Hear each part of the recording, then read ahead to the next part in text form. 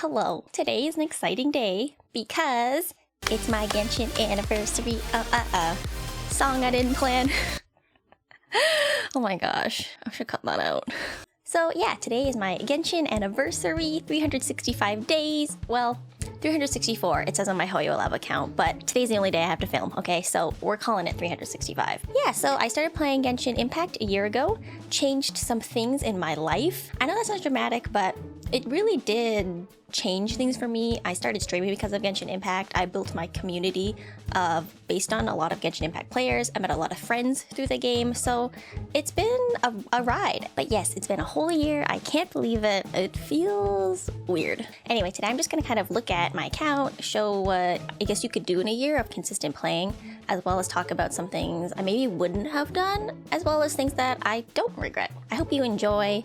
Let's get into the video. All right, so first things first, here is my little Hoyo Lab account, and it tells you, like, you know, achievements and how long you've been active. But anyway, here it is, 364 days of playing Genshin Impact. Oh, wow. So here's actually the data on my account after about a year. So as you can see, not amazing over on the character event wishes. My pity average is still, I guess, kind of low. I don't know. But as you can see, lost my 50-50 here, lost it here again, lost it here again, lost it here again, and lost it here again. So that's not great. But for my weapon banner, as you can see, amazing luck. So I guess things balance out. So within a year, I would say, like, this is a kind of average character box. I mean, you probably could get more if you continuously pulled on every banner. I happen to be sitting on like 100 pulls right now, so I like to hoard and save so that I can guarantee myself the character that I really want next. So for you, it could be a lot more, could be fewer if you're even more conservative with your primos. But, you know, here's my character box, keeping in mind some of these characters are C6, 4 stars, of course. And also I do have 2 constellations on Mona, 1 on Chi-Chi, so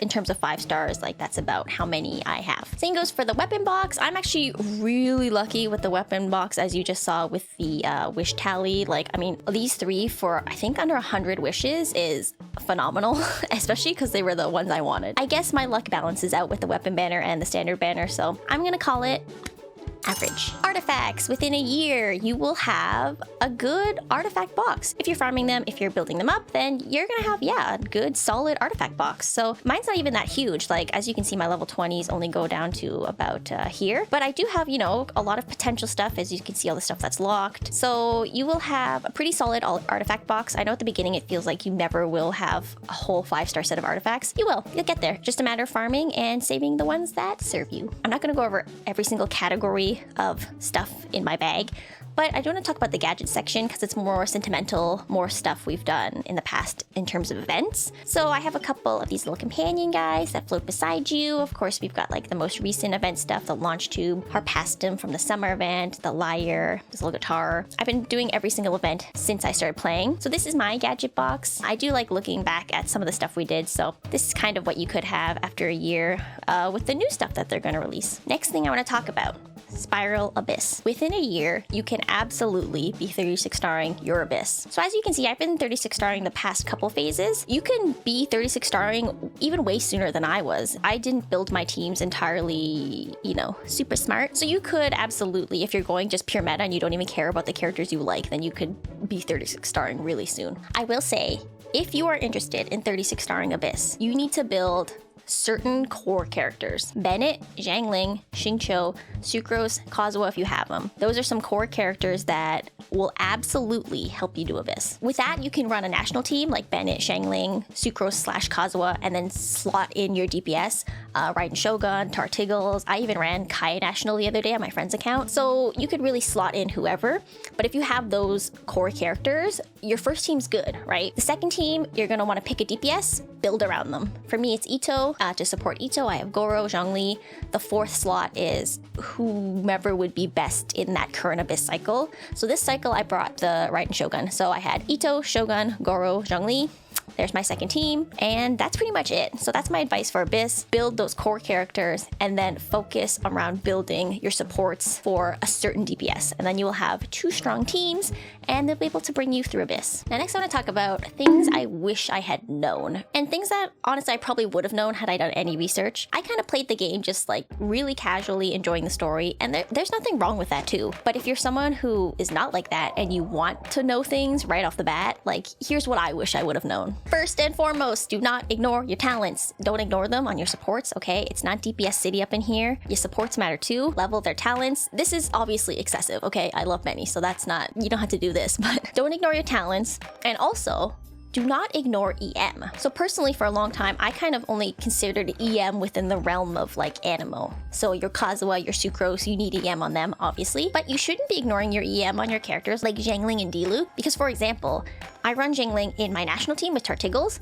So he is applying Hydro and then she's proccing Vape. So if you want her Vape reactions to be stronger, you need to build some EM on her, right? So do not ignore EM on those characters. Obviously you don't need like 1,000 EM on her, but you know, a couple hundred, and as well as balancing out those other stats that you need is important. So that's something I wish I'd known. Next thing, weapons. I did not know for a very long time that you can refine your weapons. If you have an identical copy of your weapon, you can feed it into that weapon and reach up to rank 5. And each rank you get gives you a little extra boost. So it's worth it to refine most weapons. But yeah, I would definitely recommend refining your weapons if you can. It does help you out. And I wish I'd known that. While we're on the topic of weapons, I also wish I'd known that some 3-star weapons are quite useful, actually. I always assume that below 4-star, it's really unnecessary and just throw it out.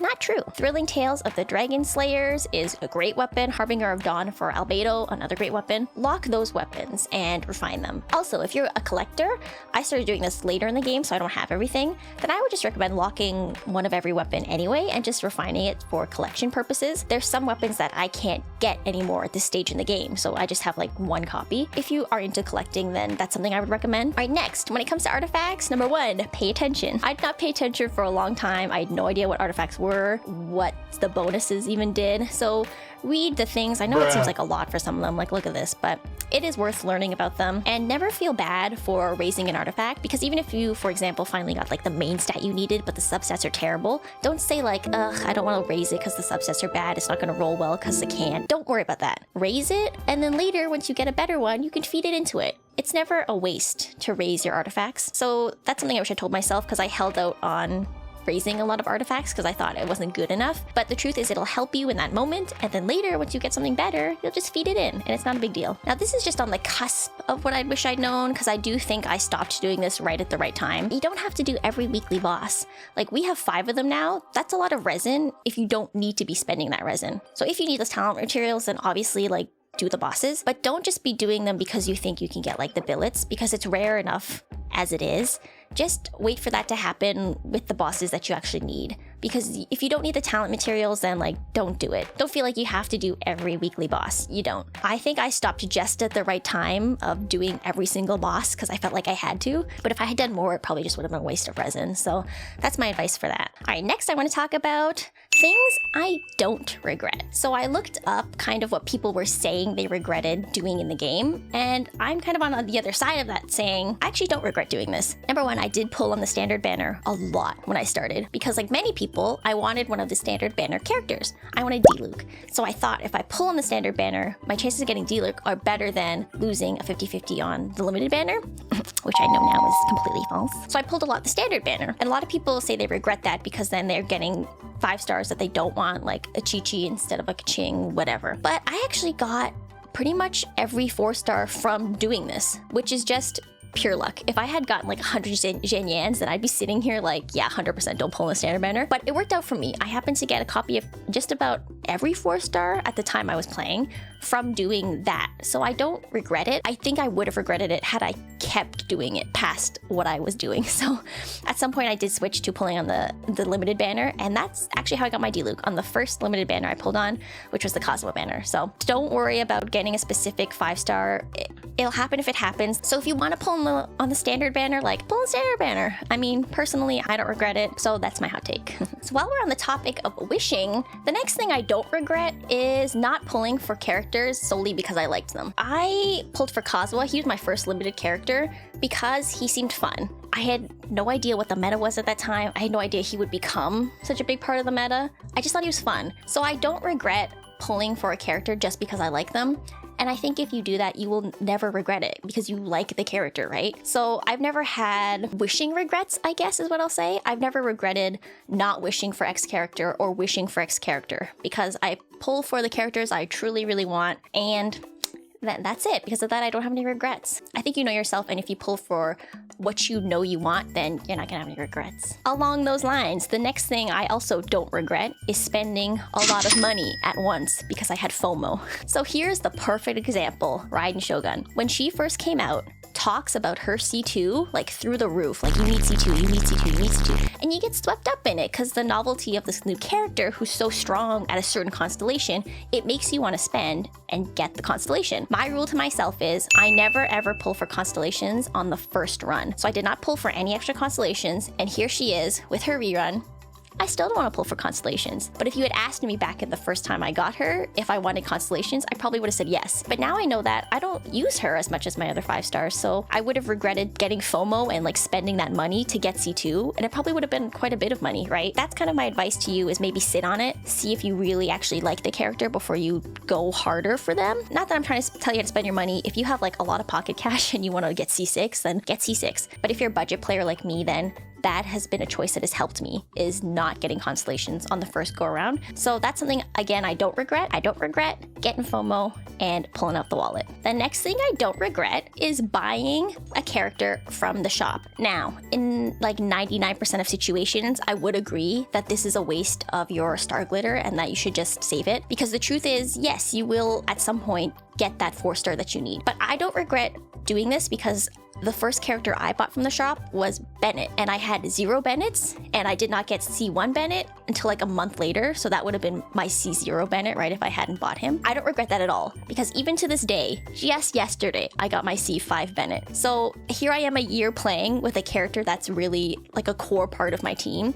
I don't regret spending that 34-star glitter. If you're doing it like every month trying to just buy from the shop exclusively instead of getting them from pulls, I wouldn't recommend it, but I don't regret buying my Bennett from the shop, as well as I believe I bought a Xingqiu from the shop too. I also don't regret that. In terms of like how to spend your star glitter, it's not the greatest choice. It's not a good value, but if you feel like you want to do it and you want that character, then, you know, I don't regret doing that personally. All right, next thing I want to talk about, being capped. I don't regret being capped. I think as an end game player, we get really caught up in like, don't cap your resin, don't cap your resin. But early game, you're having too much fun to care. And also, like, what can you spend resin on so much early game, right? Like, you're gonna cap. So if you're coming into Genshin as a new player and you're seeing end game players freak out about being capped, don't let that stick to you. It doesn't matter. You'll catch up.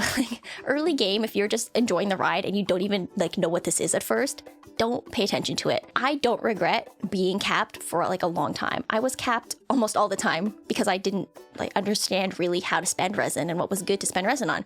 And that's fine. I don't regret that because I was having a fun time playing the game and enjoying the story. If you're watching these videos like, everyone's talking about being capped, I'm always capped, I gotta spend my resin, don't worry about it, okay? It's fine. I don't regret being capped. You'll catch up, don't worry. All right, the final thing I don't regret, triple crowning. I mean, I made a whole video on this, so I'm not gonna go that into depth on it, but I've triple crowned a lot of characters. My Iso's triple crown, my Kazuha. Torticos has 2 crowns, but it looks like he has 3. And now my Benny. So like, that's a lot of crowns on just a few characters. I don't regret it. If you wanna watch that video and see why, then I'll link that in the little eye thing as well as the description. I don't regret triple crowning. I don't regret investing a lot in talents. So that's another thing I do not regret. Okay, but now we're moving on to things I actually do regret. I don't have a lot of regrets in this game because I played for fun and I'm still having fun, and like, how could you regret that? But there is one major regret that I have, and it is right here. Not my rabbit. It's not my rabbit. I don't regret my rabbit. I wish I had known that if you sign up on iPhone or like any iDevice, your purchases are then locked to that device, or I suppose to any Apple device, because you have to buy it through the App Store. So what Apple does is they take a percentage of the profits that come into Hoyoverse from your purchase. So they make it so that you cannot purchase on PC. I didn't know that. I just signed up on my iPhone because I was on Reddit and I saw people talking about Genshin Impact. And so I downloaded the app from my phone because I was in bed. I wish I had signed up on PC because it's really annoying to now be playing on mostly PC and then to like want to, I don't know, buy my Welcome Moon because I noticed I ran out, and then I have to log out and log in on my phone. It's just annoying and inconvenient, and also kind of weird of Apple. So that's like the first thing I regret, and it might already be too late. If you're watching the video, you already know what Genshin Impact is. You signed up how you signed up, but yeah, don't don't sign up on iPhone if you want, unless you want to be locked to like App Store purchases. So all the following things are not like huge real regrets. It's just kind of things that I'm like, it's like lukewarm, I guess. Obviously, something that I think a lot of people feel is leveling certain characters. So as you can see, my Jin Yan here, level 60. Now, of course, if I could go back, I would have never leveled her. I just like, she was a new character at the time and I leveled her. At the time, she did help me. She helped me defeat that Electro Cube. So I don't think of it truly as a regret because at the time I needed her.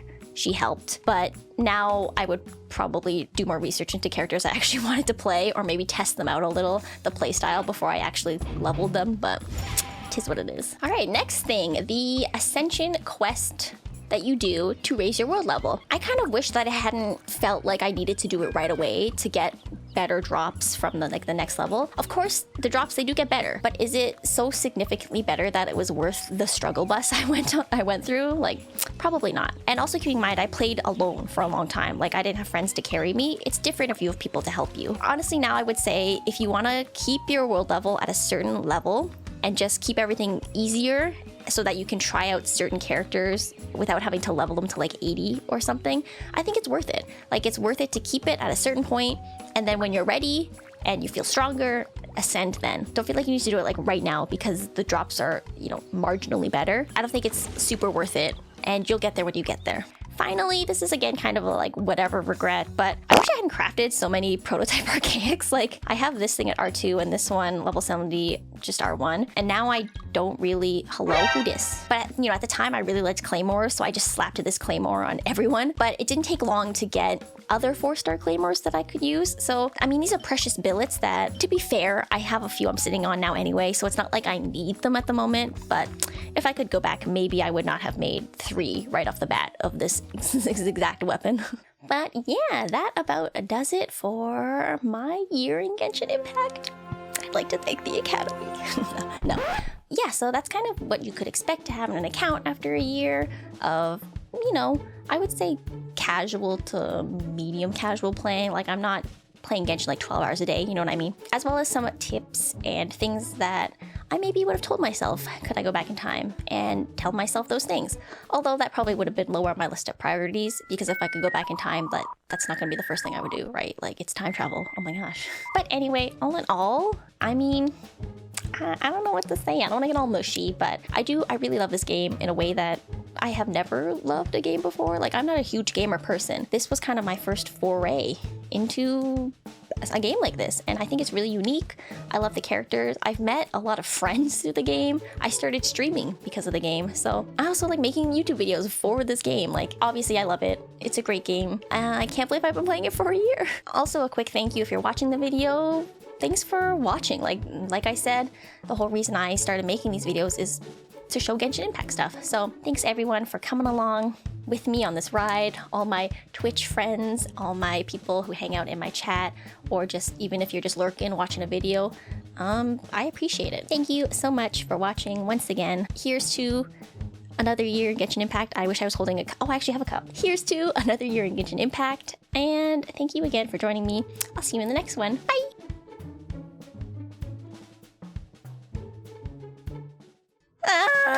Okay, I'm so frustrated because I just spent like 20 minutes talking to nothing and I was not recording, so let's do this again.